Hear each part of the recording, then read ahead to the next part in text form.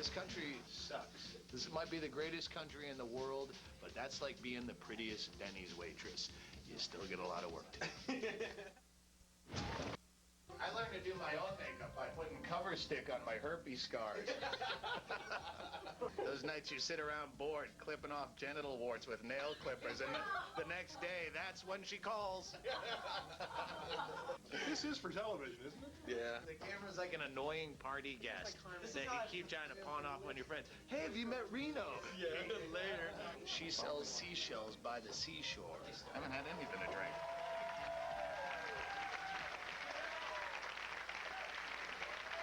Thank you. Thank you. Oh, thank you very much. Coming to the stage right now is this guy who is, he says he's pretty good. I think he's more than that. I think he's really pretty good. You know?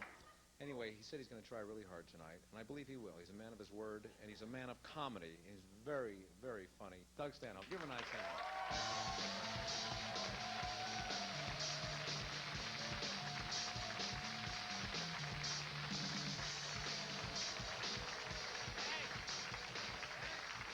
Come on, clap like you've ever heard of me before. Yeah, whatever. Stop it. Stop it. The warm-up guy has left the building. All right. My brother, I just came back from Providence, Rhode Island. My brother just had another. Go ahead, clap. Were you gonna clap? Because you look like you're gonna clap. I'm not from there. I'm from Worcester, Massachusetts. Yeah, all right. I don't care. My point is, my brother has a kid, another one, and I have to fly back somewhere in the East Coast. To see it because I'm its uncle and I have to care. Like, I don't think babies are cute or funny. I don't like to see pictures of them. Babies are like poems. They're beautiful to their creator. But to other people, they're silly and they're irritating. Every time you say you hate children, people always say the same thing. It would be different if it was your own child, yeah? Well, what if it wasn't?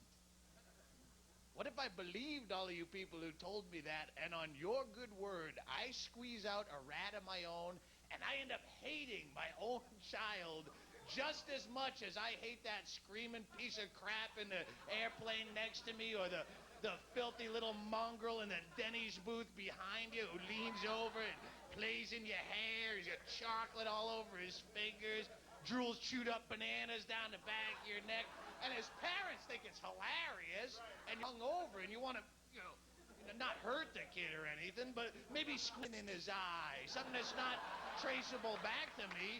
If it was my own kid, I could do that all day long. Every time I consider having a child, I read a story in the newspaper where some parents left their kid locked in a hot car for 10 hours, and his little brain bakes like a blueberry muffin because one of them forgot it was in there. I've done stuff that irresponsible in my life. It was with ice cream, but how do you know? How do you know?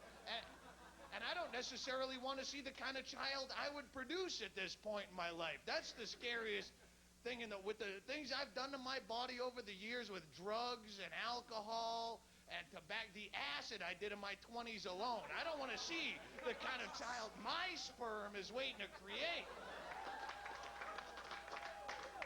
All right, hey, so this is in the news today. The Netherlands, they legalized doctor-assisted suicide. Did you see that? The Netherlands, yeah.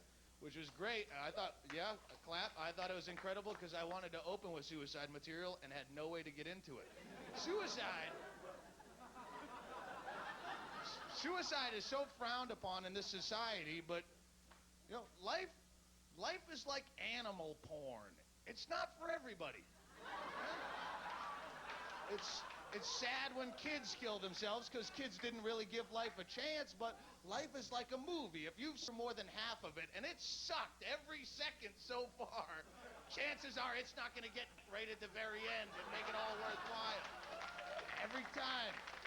Don't clap. They're going to give me the light all frantically, and that's always annoying. Every time someone kills themselves, there's always those same soccer mom people go, you know, he took the coward's way out is all he did. Suicide is for cowards who don't want to deal with reality, so they take an easy way. Screw you. You know, I wouldn't recommend suicide to a friend, but if anything, it's going to take incredible balls. Life is precious. To who? Sell that life is precious to the 90-year-old guy, graveyard shift in the nursing home.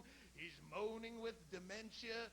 He's got big floppy penis lips from 10 years of catheterization. Oh, life is precious. Yes, turn me.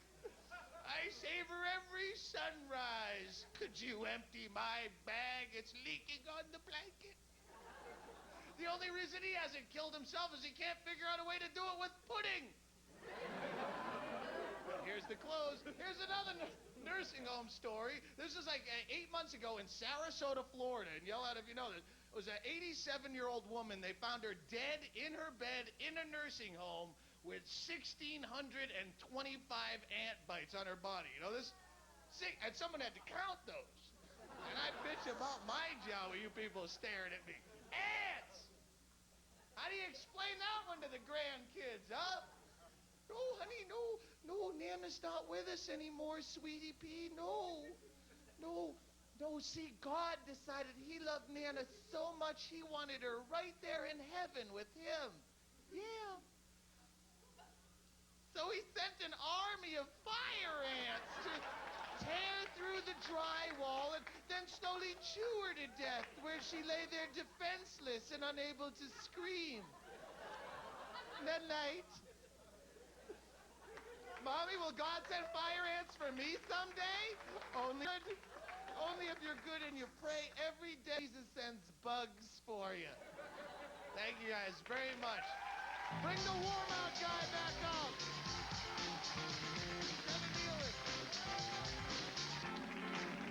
If I walk in a casting agency and I smell diapers, I walk right out. I'm sorry, I'm babbling.